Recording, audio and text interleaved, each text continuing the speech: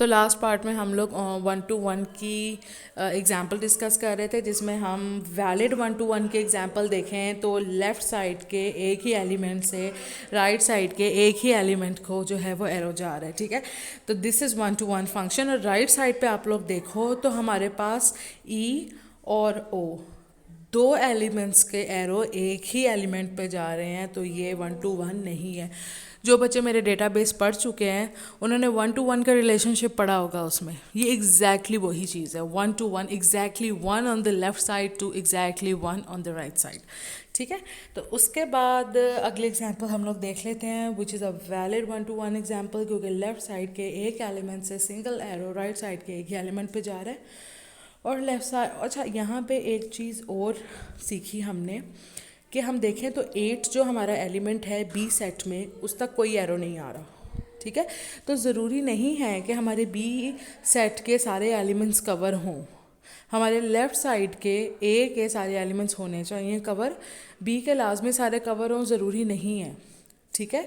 और दूसरी बात ये कि एक ही एरो होना चाहिए दो एलिमेंट्स के दरमियान, ठीक हो गया। अब राइट साइड पे देख लो कि हम लोगों ने क्या किया है, 8 से 4 तक जा रहे हैं, ये तो वैलिड है। एच से 2 पे जा रहे हैं, ये भी वैलिड है। लेकिन जब ओ से भी 2 पे ही गए तो फिर यहाँ पे 1 to 1 हमारा जो फंक्शन है ना, ये वैलिड नहीं रहता। Q to 5 को अगर देखें तो ये भी वैलिड है। यहाँ पे जो मसला आ रहा है ना, वो एच और ओ की वजह से है, क्योंकि दोनों एलिमेंट्स एक ही को ही जा रहे हैं, दैट इज़ 2। उसके बाद हम अगली चीज़ देखते हैं, ऑन टू फंक्शन।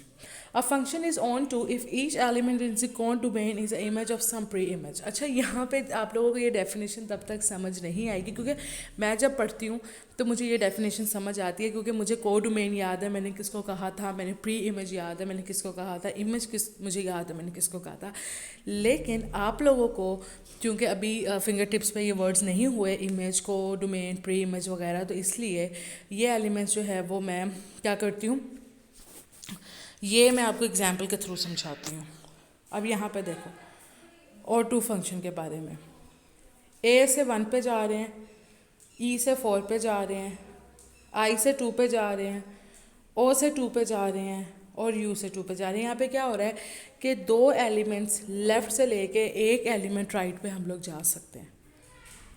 देखो अगर प्रीवियस देखी जाए तो ये जो चीज़ जैसे हम कह रहे थे कि it's not a 1 to 1 function, तो ये क्या है, ये ऑन टू फंक्शन है, क्योंकि यहाँ पे दो elements on the left is going to only 1 element on the right, ठीक है। तो ये एक दफ़ा देख लेना, बहुत इजी चीज़ है, आप लोगों को समझ आ जाएगी। यहाँ पे एक और चीज़ जो, अच्छा यहाँ पे ऑन टू फंक्शन में क्या चीज़ वैलिड नहीं आती, वो ये कि हम अपने राइट साइड पे कोई एलिमेंट खाली नहीं छोड़ सकते। जो हमने इससे पहले 1 to 1 फंक्शन पढ़ा तो उसमें मैंने कहा था कि लेफ़्ट साइड से हर एरो जाना चाहिए, राइट साइड की खैर है, होना एक ही एलिमेंट राइट साइड तक जाना चाहिए, एक एलिमेंट से एक एलिमेंट तक, दो एलिमेंट से एक एलिमेंट तक नहीं जाने चाहिए। राइट साइड के एलिमेंट्स जो हैं वो फ्री हो सकते हैं, लेकिन यहाँ पे ऑन टू फंक्शन में 3 और 4 चूँकि वैकेंट हैं, कोई एरो नहीं आ रहा, तो ये हमारा ऑन टू फंक्शन नहीं है, ये हमारा क्या है, 1 to 1 फंक्शन, ठीक हो गया। उसके बाद अगली एग्जाम्पल भी देख लेते हैं। तो यहाँ पे भी 8 और 1 को वैकेंट छोड़ दिया है, कोई एरो नहीं आ रहा है, इसलिए हमारा नॉट ऑन टू फंक्शन है, ठीक है। उसके बाद हम लोग देख लेते हैं 1 to 1 and onto function को together. Functions can be both 1 to 1 and onto, दोनों हो सकते हैं। कैसे दोनों हो सकते हैं, जल्दी से देख लेते हैं। Both 1 to 1 and onto. अच्छा, यहाँ पे आप लोग मुझे बताओ कि बोथ 1 to 1 और ऑन टू कैसे है।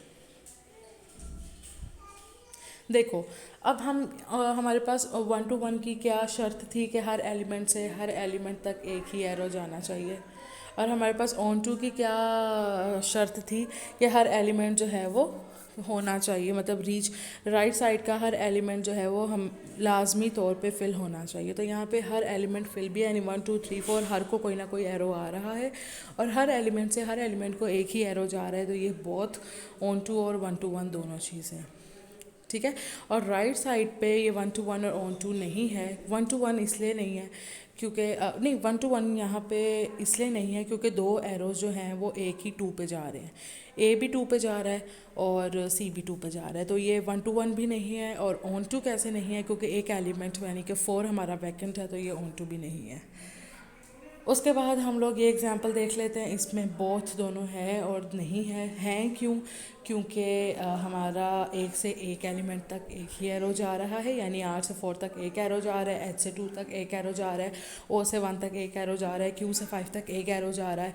और ऑन टू फंक्शन कैसे है ये? क्योंकि हमारा कोई भी बी सेट का एलिमेंट वैकेंट नहीं है।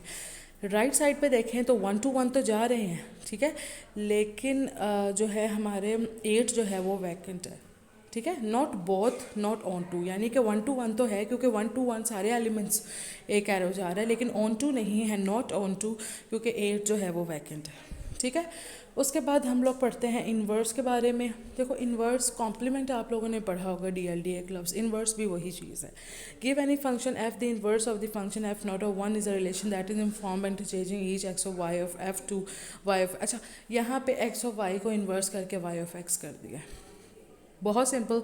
देखो मैंने तुम लोगों को फंक्शन रिलेशंस में ये बताया था कि जब ऑर्डर्ड पेयर बनाते हैं तो ऑर्डर्ड पेयर का फर्स्ट एलिमेंट x होता है, सेकंड एलिमेंट y होता है, और आप ट्रैवल कैसे करते हो? From x to y। Arrow आपका किस डायरेक्शन में होता है? x की तरफ से चलते हो और y की तरफ जाते हो, ठीक है। तो इन्वर्स में क्या होता है? y पहले आ जाता है, x बाद में चला जाता है। यहाँ पे आप travel from y to x कर रहे हो, ठीक है। तो लिखने में ये गलती नहीं करनी, लिखना भी आपने इसको ऐसे ही है, y ऑफ x, ठीक है। और आपने ट्रैवल भी फ्रॉम y टू x करना है। आपका डायरेक्शन एरो का अब चेंज हो गया है, पहले y की तरफ था, अब x की तरफ एरो है, ठीक है। अच्छा, उसके बाद जो है वो इन्वर्स फंक्शन को देख लो क्या किया है, यानी जो आपके ए सेट था उसको राइट साइड पे ले गए, जो आपका राइट वाला सेट था उसको लेफ्ट पे ले गए। तो inverse is that thing, basically very easy.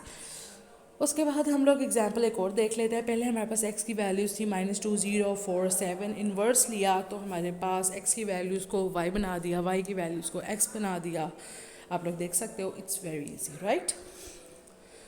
उसके बाद how to find an inverse function, right the original relation. हमारे पास एक रिलेशन गिवन है, y is equal to x minus 4, switch x and y, x और y को आपस में स्विच कर दो, ऐड 4 टू बोथ साइड, दोनों साइड्स पे 4 ऐड कर दो, देन डिवाइड बोथ बाई 2, दो हर चीज़ को 2 से डिवाइड कर दो, तो हमारे पास क्या आ जाएगा? इन्वर्स आ जाएगा, ठीक है। इसी तरीके से फिर हमने देखना है कि how to find inverse of power relations. अब हमने पावर को कैसे फाइंड करना। अच्छा, अगर आप लोगों को ये क्वेश्चन समझ नहीं आ रहे ना इनवर्स फाइंड करने वाले, तो फिक्र ना करो। आप लोगों को जब मैं नेक्स्ट क्लास में एक्सरसाइज करवाऊंगी ना, तो उसमें मैं आप लोगों को इवन फंक्शंस भी आइडेंटिफाई करना सिखाऊंगी, ऑड फंक्शंस भी आइडेंटिफाई करना सिखाऊंगी। उसके बाद पावर वगैरह के जो इन्वर्स लेना है वो भी फाइंड करना सिखाऊंगी, ठीक है। तो ये हम लोग डिस्कस उसमें कर लेंगे। उसके बाद हमारे पास अगली चीज़ है linear functions. This linear function is popular in economics, it is attractive because it is simple and easy to handle mathematically. Leave the definition, फ़ौरन से हम लोग जो आते हैं किसके ऊपर? ग्राफ के ऊपर, पॉजिटिव स्लोप। जो आपके पास लीनियर फंक्शन होगा ना, देखो यहाँ पे और linear function has one independent variable and other, एक वेरिएबल जो है ना वो इसमें इंडिपेंडेंट होगा और एक वेरिएबल जो है वो डिपेंडेंट होगा। इसकी एग्जांपल आप लोगों को दिखा देती हूँ। पॉजिटिव स्लोप है, x से y की तरफ क्या है? इंक्रीज कर रहा है। उसके बाद एक नेगेटिव है, आप मतलब from x to y decrease कर रहा है। उसके बाद हॉरिजेंटल स्लोप है, x से y जो है वो पैरेलल मूव कर रहा है, ठीक है।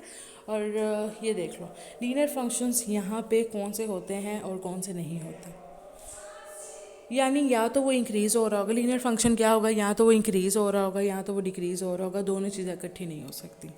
लेफ़्ट साइड पे देखो, फर्स्ट वाले में सिर्फ इंक्रीज़ हो रहा है, नीचे वाले में देखो सिर्फ डिक्रीज़ हो रहा है, ऊपर में देखो ग्रीन वाला ये वाला सिर्फ पैरेलल चल रहा है, इसमें भी पैरेलल चल रहा है। इसमें क्या कर रहा था? इसमें y पॉजिटिव पे पैरेलल चल रहा था, इस पे y नेगेटिव पे पैरेलल चल रहा है, ठीक है। यहाँ पे देखो, समझने की कोशिश करो क्या है। डिक्रीज़ भी हो रहा है, इंक्रीज़ भी हो रहा है, इंक्रीज़ हो रहा है फिर बहुत ज़्यादा इंक्रीज़ हो रहा है, एक्सिस ही बदल गया है। तो इस तरह की जो चीज़ें होंगी that is not in our linear function. अच्छा, इस लेक्चर को जो है वो मैंने जल्दी कंप्लीट किया इसलिए है ताकि मैं आप लोगों के साथ नेक्स्ट लेक्चर शेयर कर सकूं, जिसमें हम लोग क्या करेंगे, क्वेश्चंस इंशाल्लाह सॉल्व करेंगे। क्वेश्चंस कैसे सॉल्व करेंगे? मैं आप लोगों को इवन फंक्शन फाइंड आउट करना सिखाऊंगी, आपको ऑड फंक्शन फाइंड आउट करना सिखाऊंगी, आपको इन्वर्स फाइंड आउट करना सिखाऊंगी। तो इंशाल्लाह वो करने के बाद हमारे ये फंक्शंस का जो टॉपिक है ये कंप्लीट हो जाएगा। तो अभी तक के लिए जो है वो इतना ही रखते हैं, ठीक है। नेक्स्ट क्लास में इंशाल्लाह जो है वो हम बात करेंगे एक्सरसाइज के बारे में, और उसमें जब मैं क्वेश्चन सॉल्व करूँगी तो आपको चीज़ें बेहतर हो जाएंगी। लेकिन हमारे जो लेक्चर्स हैं ये सीरीज़ वाइज चल रहे हैं, इसलिए प्लीज़ इसको सीरीज़ से ही समझने की कोशिश करिएगा। पहले सेट्स का कॉन्सेप्ट लीजिएगा, फिर रिलेशंस का कॉन्सेप्ट लीजिएगा, फिर उसके बाद फंक्शंस का कॉन्सेप्ट लीजिएगा, और फंक्शन के भी जो पार्ट्स चल रहे हैं उसी तरीके से चलना, क्योंकि लास्ट जो है वो that was an introductory lecture, बहुत सिंपल लैंग्वेज में था और एक एक चीज़ को मैंने बार बार रिवाइज़ करवाया था। अब मैंने थोड़ी सी टेक्निकल वर्डिंग यूज़ किया, जैसे कोडोमेन हो गया, प्री इमेज हो गया, इमेज हो गया।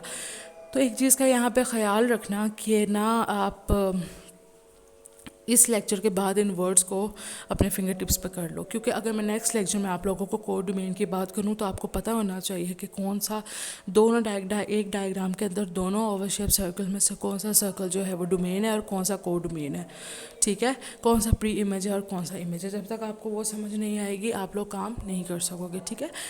तो अभी तक के लिए इस लेक्चर को यहीं कंप्लीट करते हैं, और इस लेक्चर में हम लोगों ने क्या पढ़ा, पॉजिटिव फंक्शंस के बारे में पढ़ा, नहीं इवन फंक्शंस के बारे में पढ़ा, ऑड फंक्शंस के बारे में पढ़ा, या इंक्रीजिंग फंक्शंस के बारे में पढ़ा, डिक्रीजिंग फंक्शंस के बारे में पढ़ा, इन्वर्स फंक्शंस के बारे में पढ़ा, और लीनियर फंक्शंस के बारे में पढ़ा। लीनियर फंक्शंस क्या थे कि यहाँ सिर्फ इंक्रीज़ हो रहा हो, यहाँ सिर्फ डिक्रीज़ हो रहा हो, यहाँ सिर्फ पैरेलल चल रहा हो, ठीक है। अगर इंक्रीजिंग और डिक्रीजिंग दोनों इकट्ठी हो रही है तो वो लीनियर नहीं हो सकता। अगर लेफ़्ट से मतलब इंक्रीज़ हो रहा हो या चाहे डिक्रीज़ हो रहा हो, दोनों चीज़ें पहले कुछ भी हो रहा हो बाद में कुछ भी हो रहा हो तो वो फ़र्क नहीं पड़ता, लेकिन दोनों चीज़ें इकट्ठी इंक्रीजिंग और डिक्रीजिंग नहीं होनी चाहिए लीनियर के अंदर। और इनवर्स में हमने ये किया कि हमारे पास दो सेट्स थे, एक ए और बी। पहले हम ए को लेफ़्ट पे रखते थे, बी को राइट पे रखते थे, ए से बी की तरफ मूव करते थे। अब बी को लेफ़्ट पे रखा है, ए को राइट पे रखा है, और हम बी से ए की तरफ मूव कर रहे हैं, ठीक है। तो दैट वाज इनवर्स। तो जल्दी जल्दी मैंने रिकैप दे दिया, लेकिन आप लोगों ने इतना जल्दी जो है उस टॉपिक को जो है वो कंप्लीट नहीं करना, इसी स्लाइड्स को बहुत अच्छे से पढ़ना है। और नेक्स्ट क्लास में मैं आप लोगों के साथ सारी एग्जांपल सॉल्व करूँगी, यानी कि एग्जांपल्स। एक तो फर्स्ट जो हमारा लेक्चर था ना पिछला, इससे उसमें हमने फंक्शंस के क्वेश्चन सॉल्व किए थे, पहले उनको समझना, ठीक है। जब तक उसको नहीं समझोगे, लेक्चर 5 को जब तक नहीं समझोगे लेक्चर 6 समझ नहीं आएगा, और लेक्चर 7 तो बिल्कुल नहीं समझ आएगा, क्योंकि 7 हमने प्योर फंक्शंस को सॉल्व करना है, और जो इवन और ऑड फंक्शंस को सॉल्व करना है वो तो आपको बिल्कुल भी नहीं समझ आएगी अगर आपने फंक्शन फाइंड करना नहीं सीखा होगा पहले, ठीक है। तो मेरी इन चीज़ों को जो है वो याद रखना और सीक्वेंस वाइज चलना, और इस जो कमिंग लेक्चर है बी प्रिपेयर फॉर दैट, क्योंकि वो उसमें एक्सरसाइज होगी और वो बहुत इंपॉर्टेंट है। और स्टार्ट फ्रॉम दिस सेट्स और फंक्शन तक इंशाल्लाह नेक्स्ट क्लास में हमारा फंक्शंस वाला टॉपिक कंप्लीट हो जाएगा। तो तब तक के लिए टेक केयर, अल्लाह हाफ़िज़।